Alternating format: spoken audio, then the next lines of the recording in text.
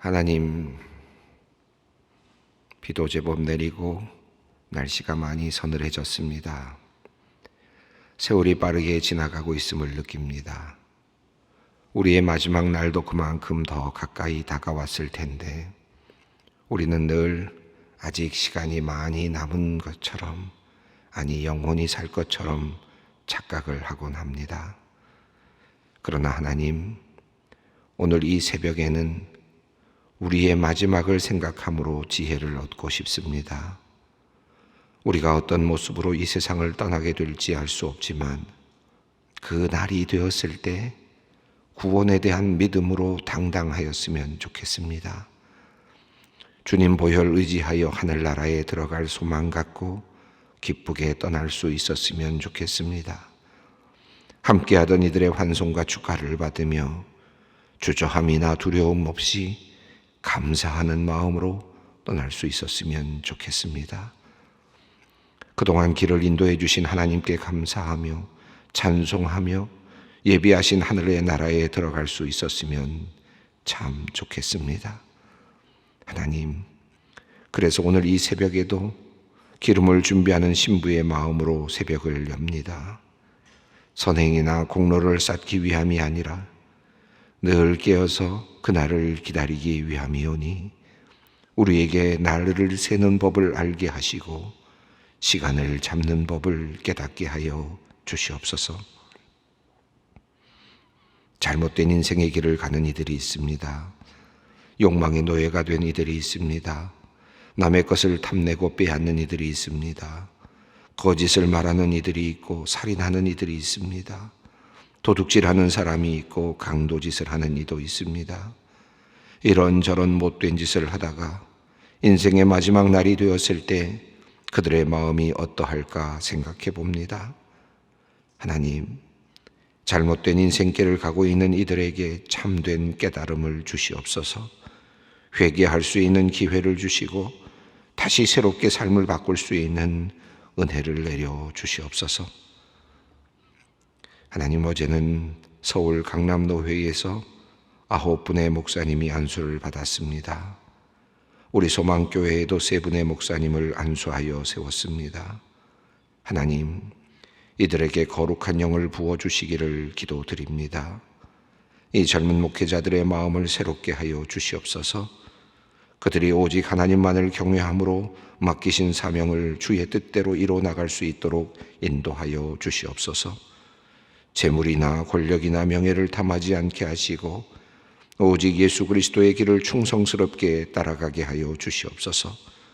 처음 주께로부터 소명을 받을 때의 그 떨림과 다짐을 잊지 않게 하시고 시간이 흐를수록 더욱 하나님과 사람 앞에서 정결하여지게 하여 주시옵소서.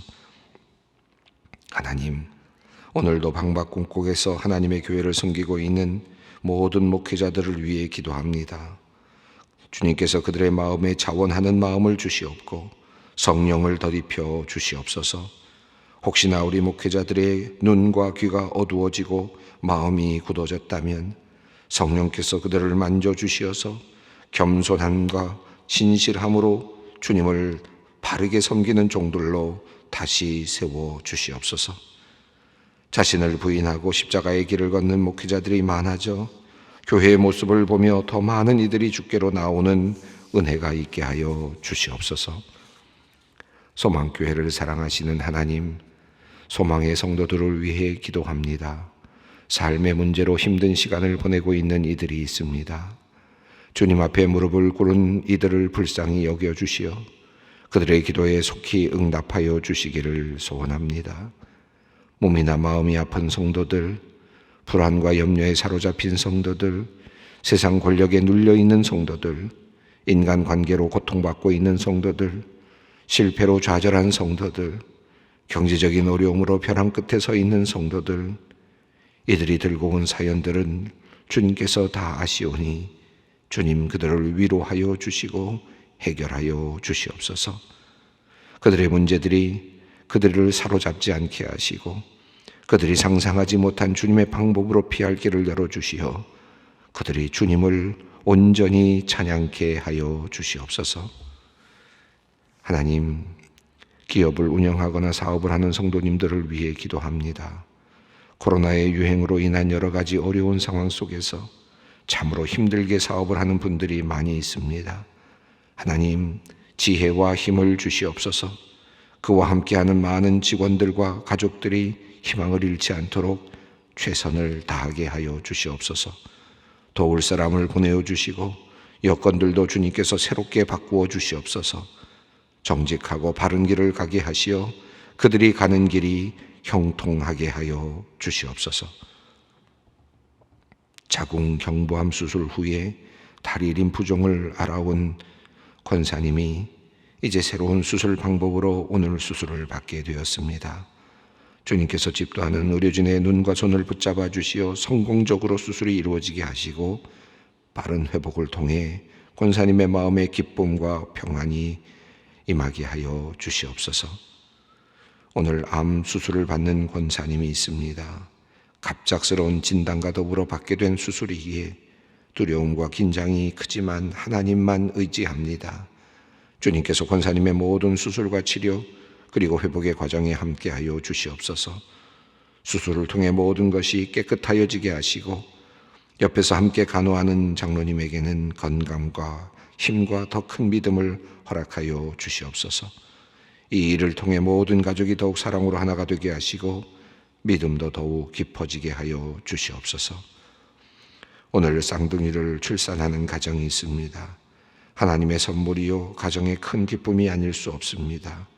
생명이 세상에 나와 엄마의 품에 안길 때 창조의 하나님께서 이들에게 강복하여 주시옵소서. 건강함을 주시고 모든 수술의 과정이 순탄하고 안정되게 하여 주시옵소서. 아이들이 자라날 때에 하나님께는 기쁨이 되게 하여 주시옵소서. 이제 하나님의 말씀을 받습니다. 말씀의 능력이 우리를 감싸시고 우리를 변화시켜 주시기를 기도합니다. 우리 주 예수 그리스도의 이름으로 기도 올리옵나이다. 아멘. 오늘 우리에게 주시는 말씀은 사무엘상 14장 1절로 23절입니다. 사무엘상 14장 1절로 23절 말씀입니다. 오늘 말씀 역시 긴 구절로 되어 있습니다. 모두 한번 읽고 또 다시 설명을 하다 보면 시간이 좀 모자랄 것 같습니다. 그래서 오늘도 함께 읽어가면서 또 설명하면서 조금씩 읽어 나가도록 그렇게 하겠습니다. 지금 왕권이 이제 세워졌고 사울이 군대를 이제 만들었습니다. 그리고 군대와 더불어서 지금 사울과 요나단이 지금 각각 일부 군대들을 지금 데리고 있는 상황이었는데 요나단이 블레셋 군대의 수비대를 쳤습니다. 그로 인해서 블레셋 군대들이 몰려왔고 그리고 이스라엘 백성은 지금 위기 가운데 처해 있었죠. 많은 이스라엘 백성들이 여기저기 산 속으로 굴 속으로 그렇게 숨어 들어갔고 그리고 또 그 와중에서 사울은 나름대로 무엇인가를 해본다고 하다가 사무엘을 기다리지 못하고 사무엘 대신 스스로 제사를 드리다가 사무엘에게 그만 큰 책망을 받게 되었고 그리고는 사무엘과 결별하게 되는 아마도 그랬을 것 같습니다. 사무엘과 결별하는 그와 같은 아주 큰 어려움에 직면하게 되었습니다. 초라한 모습으로 지금 사울은 군대 600명 정도를 데리고 지금 한쪽에 지금 가 있지만 실제로 전투를 할 수 있을 만큼의 능력이 모자라는 그런 상황이었다고 할 수 있겠습니다. 자, 우리가 지난번 읽었던 내용들이 대부분 이제 그런 정도의 내용이었죠. 자, 오늘 내용은 그 이후에 벌어진 상황인데 왕은 뭔가를 해보려고 하지만 실질적으로는 용기도 없고 또 능력도 별로 보이지 않는 이 사울의 모습인데 도리어 이 이야기 속에서 요나단, 사울의 아들 요나단의 이야기가 빛나고 있습니다. 오늘 그 이야기입니다. 1절 말씀을 한번 읽어보겠습니다. 하루는 사울의 아들 요나단이 자기의 무기를 든 소년에게 이르되 우리가 건너편 블레셋 사람들의 부대로 건너가자 하고 그의 아버지에게는 아뢰지 아니하였더라. 그들이 지금 어떻게 대치하고 있느냐 하면 그 13장 16절 이후에 보면 그 내용을 보면 이스라엘 백성들은 게바라고 하는 지역에 지금 있고 블레셋 사람들은 믹마스라고 하는 곳에 지금 진을 치고 있었습니다. 그런 상태로 아마 대치 국면이었던 것 같습니다. 서로가 서로를 지금 바라보면서 까맣게 몰려온 그런 블레셋 군사를 보고 좀 질려 있는 이스라엘 백성들이었고 또 이 사울의 군대들이었다고 할 수 있겠는데, 그런데 하루는 사울의 아들 요나단이 자기 무기를 든 소년에게 이르되 우리가 건너편 블레셋 사람들의 분대로 건너가자 하고 그의 아버지에게는 아뢰지 아니하였더라. 이 1절 말씀이 이제 흥미로운데요. 이 사울과 그 다음에 이 요나단의 그 모습을 보면 좀 흥미로운 비교가 됩니다. 이 사울이 기스 집안에서 이제 아버지가 암나귀를 잃어버렸을 때, 집안에서 잃어버렸을 때 암나귀를 찾기 위해서 열심히 찾아다니다가 이 구장이죠. 찾다가 결국은 아버지를 생각하면서 아버지가 기다리시겠다, 아버지를 걱정하면서 돌아가자 이렇게 이야기를 하거든요. 이게 사울의 모습입니다. 어찌 보면 연약하기도 하고 완전히 또 그 자기의 목표를 이루지도 못하는, 그리고 돌아가는 이제 그런 그 하나의 결정을 하는데, 그때 사환이 이 사무엘에게 연결을 시켜주면서 또 새로운 국면이 열렸죠. 사울의 경우에는 어쨌든 아버지를 생각하고 아버지에 대해서 굉장히 걱정을 하고 그리고는 돌아가자라고 하는 결정을 내리는데, 지금 사무엘상 14장 1절을 보면 이 요나단은 좀 당찬 것 같습니다. 그 아버지 사울과는 좀 다른 그런 특징을 갖고 있는데, 여기는 건너가자라고 말합니다. 돌아가자라는 표현보다는 건너가자라는 표현이 나오고 있고, 아버지에게는 아뢰지 아니하여, 아버지 별로 생각하지 않습니다. 아버지께 걱정 끼쳐드릴 일을 하지 않고는 혼자 지금 그 무기를 든 소년과 함께 건너가자고 그렇게 이야기를 합니다.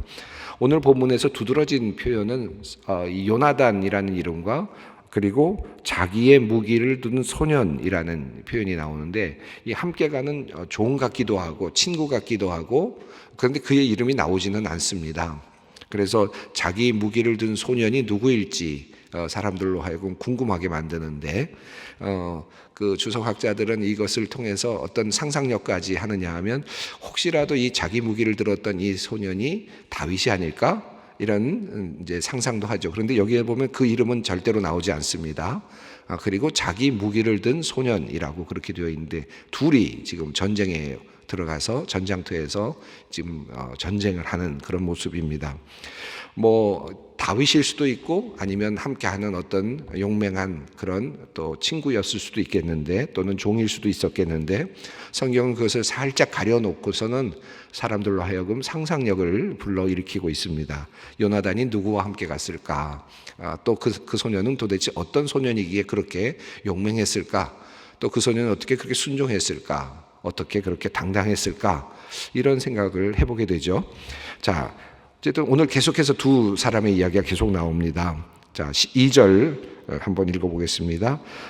사울이 기브와 변들이 미그론에 있는 석류나무 아래에 머물렀고 함께한 백성은 600명 가량이며, 사울이 기브와 변들이 미그론에 있는 석류나무 아래에 머물렀다.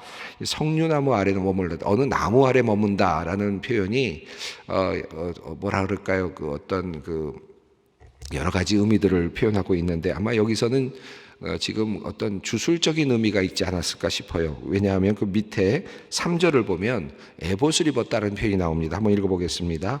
아히야는 에봇을 입고 거기 있었으니 그는 이가봇의 형제 아히두베의 아들이요 비느하스의 손자요 실로에서 여호와의 제사장이 되었던 엘리의 증손이었더라. 백성은 요나단이 간주를 알지 못하니라.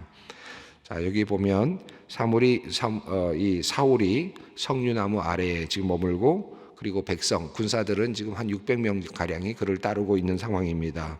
아히야라고 하는 인물이 나왔는데 그가 에봇을 입고 있었다. 이 에봇은 제사장이 입는 옷이죠. 이 에봇을 입었다는 것은 그 안에 그 우림과 둠밈이 있어서 하나님의 뜻을 묻는 그런 도구가 그 안에 있었죠. 그러니까 에봇을 입고 있다는 말은 이제 하나님의 뜻을 묻는, 그러니까 주술적인 의미가 있습니다. 하나님의 뜻을 묻는 그런 기능을 하는 제사장의 역할을 하는 이제 그런 모습이죠. 그런데 이 아히야는 누구냐 하면 엘리 자손의 사람이다, 증손이었다. 지금 사무엘과 결별하고 하나님께서 세우신 진정한 선지자인 사무엘과 지금 어찌 보면 사무엘에게 쫓겨났다고 해야 될까? 사무엘과 지금 결별이 된 상태에서 사울이 붙잡을 수 있었던 것은 그럼에도 불구하고 버려진 제사장의 가문이었던 이 엘리 가문의 증손자 아히야를 불러서 그를 지금 이제 주술적인 일을 맡기고 하나님의 제사를 맡기는 그런 이제 대안을 마련했다고 할 수 있겠습니다. 그러나 제사장이긴 하지만, 제사장 가문이긴 하지만 실제로는 버려진 가문이죠. 하나님과 지금 소통이 일어나고 있지 못하는 그런 제사장의 지금 가문인데, 이 사울은 어쩔 수 없이 이제 모양이라도 지금 그렇게 갖추고 있습니다. 이 내용의 흐름을 보면 이 아히야와 또 이 제사장 그룹은 이 사울의 전투에 전혀 도움이 되지 않습니다. 제대로 문제를 해결할 수도 없는, 왜냐하면 버려진 제사장이죠. 그래서 여기 보면 이 버려진 왕, 이미 버려진 왕이 되고 버려진 제사장이 함께 무언가를 해보려고 하는데 우왕좌왕하고 있는, 그죠? 인간적으로 왕일 뿐이고, 그리고 모습으로는 제사장일 뿐이지만 어떤 영향력도 만들어내지 못하는, 상황을 바꾸지 못하는 그런 무력한 왕, 무력한 제사장의 모습으로 나타납니다. 자, 4절 말씀을 읽겠습니다. 요나단이 블레셋 사람들에게로 건너가려 하는 어귀 사이에 이쪽에는 험한 바위가 있고 저쪽에도 험한 바위가 있는데 하나의 이름은 보세스요 하나의 이름은 세네라. 5절 읽습니다. 한 바위는 북쪽 믹막스 앞에 일어섰고 하나는 남쪽에서 게바 앞에 일어섰더라. 지금 이 그림을 그려보면 아주 높은 산이 양쪽에 있다는 뜻입니다. 그리고 그 밑으로 그 산과 산 사이에 깊은 계곡이 펼쳐져 있는데, 한쪽은 믹마스 쪽에 한 산이 있고 한쪽은 게바라고 하는 쪽에 한 산이 있다. 그런데 지금 그 13장 16절에 보면 지금 이스라엘 백성들은 게바의 쪽에 지금 진을 쳤고 블레셋 사람들은 믹마스에 지금 진을 쳤다고 나오거든요. 그러니까 큰 산 하나씩을 지금 하나의 그 배경으로 삼고 지금 서로 대치하고 있고, 그리고 그 사이에는 계곡이 있는 이제 그런 상황이라고 할 수 있겠습니다. 그러니까 산 위에서 서로가 지금 그 움직이는 것이 거의 보인다고 할 수 있겠습니다. 그런 지금 전쟁의 상황을 그림으로 그려주듯이 그렇게 우리에게 표현해주고 있습니다. 자, 6절 말씀입니다. 요나단이 자기의 무기를 든 소년에게 이르되 우리가 이 할례 받지 않은 자들에게로 건너가자. 여호와께서 우리를 위하여 일하실까 하노라. 여호와의 구원은 사람이 많고 적음에 달리지 아니하였느니라. 예. 이 부분은 마치 다윗이 후에 이 골리앗을 향해서 달려갈 때 어떤 느낌과 비슷한데요. 요나단의 이야기로 그렇게 표현이 되는데, 자기 무기를 든 소년에게 말합니다. 이 할례 받지 않은 자들, 하나님의 선택받지 못한 자들에게로 가자, 건너가자, 싸우자라고 하는 말씀이고, 여호와께서 우리를 위하여 일하실까 한다. 여호와께서 우리를 위해서 일하실 것이다. 그리고 이 여호와의 구원은 사람의 적고 많음에 달려있지 않다. 이렇게 표현하면 이게 믿음의 표현이죠. 여기도 역시 자기 무기를 든 소년이 나타납니다. 하나님의 관점에서 본다면 만약에 하나님이 우리의 전쟁에 함께 하신다. 여러분, 우리가 어떤 어려운 문제가 있든지 개인적으로 전쟁 상황이라는 것이 단지 어떤 세계적인 전쟁이나 남과 북의 전쟁이나 이런 전쟁뿐만 아니겠습니다.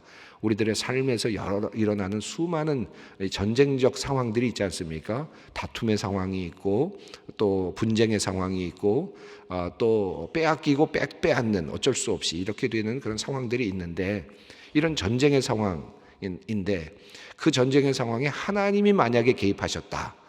하나님, 전능하신 하나님이 개입하셨다라고 생각해 보십시다. 우리가 병으로 앓고 있어도 마찬가지고 불치의 병을 앓고 있다고 해도 마찬가지입니다. 만약에 그곳에 하나님이 개입하셨다고 한번 생각해 보십시다. 그러면 숫자의 많고 적음은 전혀 의미가 없는 것이다. 그렇지 않습니까? 또 불치냐, 치료할 수 있느냐, 의학적으로 가능하냐, 불가능하냐 하는 그것은 또 다른 별개의 문제입니다. 전능하신 하나님이 함께 하시는 전쟁이라면 그 전쟁은 승리한다. 이 믿음이죠. 이게 바로 지금 요나단과 무기를 든 소년이 가지고 있는 믿음입니다. 단 둘이서 지금 적이 다 내려다보고 있는 그 계곡을 통과해서 올라가야 되는 그런 상황입니다. 단 둘이 올라가는 거죠. 자, 이게 가능한 일이겠습니까? 그러나 요나단과 지금 무기를 든 소년은 그 믿음을 가지고 하나님께서 우리에게 우리와 함께 하실 수 있다, 우리를 위해 일하실 수 있다라는 믿음을 가지고 이제 계곡을 따라서 내려가고 다시 올라가는 일을 합니다. 7절 말씀입니다. 무기를 든 자가 그에게 이르되 당신의 마음에 있는 대로 다 행하여 앞서가소서. 내가 당신과 마음을 같이하여 따르리이다.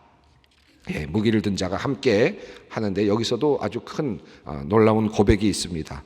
8절과 9절과 10절을 읽겠습니다. 요나단이 이르되 보라, 우리가 그 사람들에게로 건너가서 그들에게 보이리니 그들이 만일 우리에게 이르기를 우리가 너희에게로 가기를 기다리라 하면 우리는 우리가 있는 곳에 가만히 서서 그들에게로 올라가지 말 것이요, 그들이 만일 말하기를 우리에게로 올라오라 하면 우리가 올라갈 것은 여호와께서 그들을 우리 손에 넘기셨음이니 이것이 우리에게 표징이 되리라 하고. 자, 요나단이 어떻게 계획을 세우느냐 하면 하나님의 뜻을 물어보자, 하나님의 뜻을 표징을 한번 얻어보자. 근데 이 표징은 그저 주술적인 의미에서 우림과 둠밈을 꺼내는 그런 의미가 아니라 실행하면서 일어나는 하나님의 역사하심을 보자는 겁니다. 이미 벌써 전쟁은 시작된 것이고 올라가는 겁니다. 본인이 먼저 시작을 하는 겁니다. 그런데 상황 속에서 어떻게 일이 진전되는지를 보자 라고 하면서 표징을 구합니다.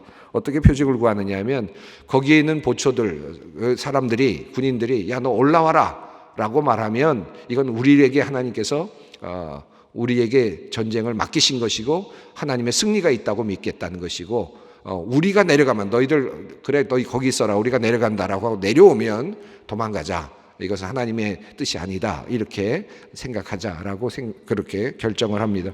그리고 이렇게 표징이 되리라고 말합니다. 이것은 어찌 보면 하나님을 향한 그 약속이겠죠. 이 이야기는 지금 그 무기를 든 소년에게만 이야기하는 것이 아니라 하나님에게 이야기하는 거죠. 그렇지 않겠습니까? 하나님, 제가 이제 올라가는데 그쪽에서 올라와라 그러면 이거는 하나님께서 우리에게 맡기신 전쟁인 줄 알고 올라가서 싸우겠습니다. 그들이 내려오면 그러면 우리는 하나님의 뜻이 아닌 줄 알고 물러서겠습니다. 이렇게 하나님께 지금 이야기를 하는 거죠. 자, 이렇게 하나님께 기도를 하고 그리고 시작을 합니다. 11절 말씀입니다. 둘이 다 블레셋 사람들에게 보임에 블레셋 사람이 이르되 보라, 히브리 사람이 그들이 숨었던 구멍에서 나온다 하고. 자, 이 블레셋 사람들이 볼 때 얼마나 우습겠습니까? 계곡에서 다 올라오는 게 보이는데 두 명이 올라온단 말이고 또 소년이 올라온단 말이죠.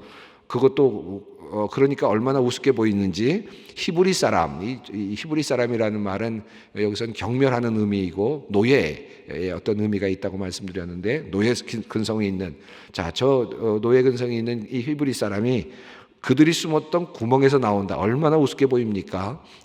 저기 숨었던 애들이 지금 둘이서 올라온다. 뭐하러 올라오나 아마 서로들 웃으면서 비웃듯이 그렇게 내려다봤겠죠. 그러니까 쉽게 이야기를 했습니다. 12절 말씀입니다. 그 부대 사람들이 요나단과 그의 무기를 든 자에게 이르되 우리에게로 올라오라, 너희에게 보여줄 것이 있느니라 한지라.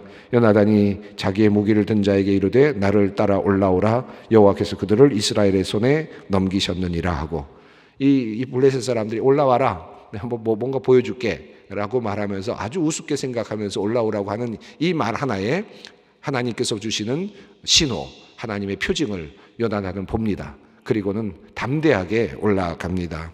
13절 14절을 읽습니다. 요나단이 손발로 기어 올라갔고 그 무기를 든 자도 따랐더라. 블레셋 사람들이 요나단 앞에서 엎드러짐에 무기를 든 자가 따라가며 죽였으니 요나단과 그 무기를 든 자가 반나절 가리 땅에 안에서 처음으로 쳐 죽인 자가 20명 가량이라. 이 반나절 가리 땅이란 뜻은 소 2마리가 반나절 동안 갈 수 있는 땅의 면적이라고 합니다. 그러니까 뭐 큰 면적이 아니겠죠. 짧은 공간 안에서 20명을 쓰러뜨리는 그런 일이 일어났습니다. 자, 그런데 그리고 나서 어떤 일이 일어나는지 이제 하나님의 전쟁이 시작됐는데 15절 읽습니다. 들에 있는 진영과 모든 백성들이 공포에 떨었고 부대와 노략군들도 떨었으며 땅도 진동하였으니 이는 큰 떨림이었더라. 하나님께서 어떻게 하시느냐 하면 그들의 마음이, 블레셋 사람들의 마음에 두려움을 주셨습니다. 20명이 쓰러졌는데 지금 뭐 엄청난 숫자가 지금 와 있지 않습니까? 얼마든지 2명을 상대할 수 있었을 텐데 그들에게 하나님께서 두려운 마음을 주셨고 거기다 더불어 땅이 진동했다. 이 말은 무슨 말입니까? 지진과 같은 그런 울림이 있었다는 뜻이겠죠. 지진이 일어나고 흔들림이 일어나고 그러니까 서로 두려워하는 상태가 되었습니다. 하나님께서 그들의 마음을 움직이시고 그리고 상황을 반전시키셨습니다. 16절 말씀을 읽습니다. 베냐민 기브아에 있는 사울의 파수꾼이 바라본즉 허다한 블레셋 사람들이 무너져 이리저리 흩어지더라. 17절 읽습니다. 사울이 자기와 함께한 백성에게 이르되 우리에게서 누가 나갔는지 점호하여 보라 하여 점호한즉 요나단과 그 무기를 든 자가 없어졌더라. 예, 상황은 이렇습니다. 저쪽에서 지금 난리가 났는데 보니까 누군가 없어졌는지 알아보라 했더니 요나단과 무기를 든 자가 없어졌습니다. 자, 그러면 그리고 저쪽에서는 이미 지금 전쟁이 시작됐고 지금 사람이 죽고 있는 모습이 나타나고 그리고 뭔가가 지금 혼란스러운 상황이 일어났는데 그러면 사울은 어떻게 해야 되겠습니까? 이제 전진해라. 싸우러 나가자 그래야 될 텐데 사울은 여기서도 나가질 않습니다. 18절 19절 읽습니다. 사울이 아히야에게 이르되 하나님의 궤를 이리 가져오라 하니 그때 하나님의 궤가 이스라엘 자손과 함께 있음이니라. 사울이 제사장에게 말할 때 블레셋 사람들의 진영의 소동이 점점 더한지라 사울이 제사장에게 이르되 내 손을 거두라 하고 여기서 하나님의 궤가 있었다라고 되어 있습니다. 이 문자 그대로 보면 하나님의 궤가 있었다고 볼 수 있는데 전체적인 상황으로 보면 기얏 여아림에 이 하나님의 궤가 있었기 때문에 이 장소까지 궤가 있었는지 왔었는지 정확하게 우리가 판단하기는 어려운데 가져왔을 수도 있고요. 그러면 이 문장 그대로 이해가 될 수 있고 아마도 이 70인역은 그래서 이것을 에봇으로 그렇게 표현을 했습니다. 그래서 에봇을 통해서 이제 그 우림과 둠밈을 통해서 이제 하나님의 뜻이 무엇인지 나가야 되는지 말아야 되는지를 물으려고 하는 제사장을 통해서 물으려고 하는 그런 장면으로 보여집니다. 그래야 19절 그 뒷부분에 내 손을 거두라 이 우림과 둠밈에서 손을 넣어서 이제 그 하나님의 뜻을 물으려고 하는 바로 그 순간에 그것을 거두라고 하는 것으로 이해가 더 쉽게 될 수 있을 것 같아요. 어쨌든 사울은 하나님의 뜻을 묻는 쪽으로 지금 출발을 하지 않고 물론 굉장히 정중해 보이고 신앙적인 것 같지만 실제적으로는 지금 쓸모없는 제사장, 버려진 제사장과 버려진 왕이 지금 우왕좌왕하고 있는 그러나 실제적으로 아무 일도 해내지 못하는 상황이 되고 맙니다. 20절 21절 읽습니다. 사울과 그와 함께한 모든 백성이 모여 전장에 가서 본즉 블레셋 사람들이 각각 칼로 자기 동무들을 침으로 크게 혼란하였더라. 전에 블레셋 사람들과 함께하던 히브리 사람이 사방에서 블레셋 사람들과 함께 진영에 들어왔더니 그들이 돌이켜 사울과 요나단과 함께한 이스라엘 사람들과 합하였고 22절입니다. 에브라임 산지에 숨었던 이스라엘 모든 사람도 블레셋 사람들이 도망함을 듣고 싸우러 나와서 그들을 추격하였더라. 자, 여러분 보세요. 하나님께서 철제 무기를 가지고 있으면 무엇합니까? 하나님께서 전쟁에 사용하시니까 자신들이 가지고 있었던 그 철제 무기로 서로를 죽이는 그런 상황으로 바꿔내셨고 또 블레셋 사람과 함께 있었던 히브리 사람 숨어 있었던 블레셋 사람인 척하고 숨어 있었던 사람들이 거기서부터 다시 나와서 이스라엘 민족으로서의 어떤 정체성을 다시 만들어가고 에브라임 산지에 숨었던 사람들이 쏟아져 나오면서 하나님의 승리가 확실하게 드러나고 있습니다. 이게 하나님께서 일하시는 방법이죠. 하나님께서 일하시면 하나님께서 일하시는 전쟁은 이렇습니다. 자, 그래서 이 전쟁에서 우리가 한 가지 알 수 있는 것은 왕을 세웠는데 23절 읽겠습니다. 여호와께서 그날에 이스라엘을 구원하심으로 전쟁이 벳아웬을 지나니라. 마지막은 이렇게 되어 있습니다. 여호와께서 그날에 이스라엘을 구원하심으로 이스라엘의 왕이 세워졌고요. 그리고 또 3,000명이나 되는 군사를 지금 거느리고 있었고요. 그러나 그것은 아무런 소용도 없었고 도리어 왕은 그저 이스라엘 민족의 남자들을 데려다가 군대로 그렇게 차출해서 그들을 지금 데리고 있었을 뿐이었고, 전쟁은 왕을 통해서 이루어지지도 않았고 버려진 제사장을 통해서도 이루어지지 않았습니다. 하나님을 믿고 있고 의지하고 실행하고 있었던 요다단과 무기를 든 소년에 의해서 전쟁은 이루어졌고 하나님의 승리, 분명한 하나님의 승리, 여호와의 승리로 끝났습니다. 이것이 이 사울은 참 아쉽지만 이미 버려진 모습이 확실하게 드러나면서 하나님께서 여전히 이스라엘의 주인이 되신다라는 사실을 보여주고 있습니다. 어떻게 전쟁할 것인가? 오늘 이 전쟁하는 모습을 보면서 우리의 전쟁은 어디인가, 무엇인가, 하나님은 우리가 어떻게 이해하고 어떻게 의지해야 하는가, 오늘 이 마음을 가지고 기도의 자리로 나아가겠습니다. 하늘에 계신 우리 아버지, 아버지의 이름을 거룩하게 하시며 아버지의 나라가 오게 하시며 아버지의 뜻이 하늘에서와 같이 땅에서도 이루어지게 하소서. 오늘 우리에게 일용할 양식을 주시고 우리가 우리에게 잘못한 사람을 용서하여 준 것 같이 우리 죄를 용서하여 주시고 우리를 시험에 빠지지 않게 하시고 악에서 구하소서. 나라와 권능과 영광이 영원히 아버지의 것입니다. 아멘.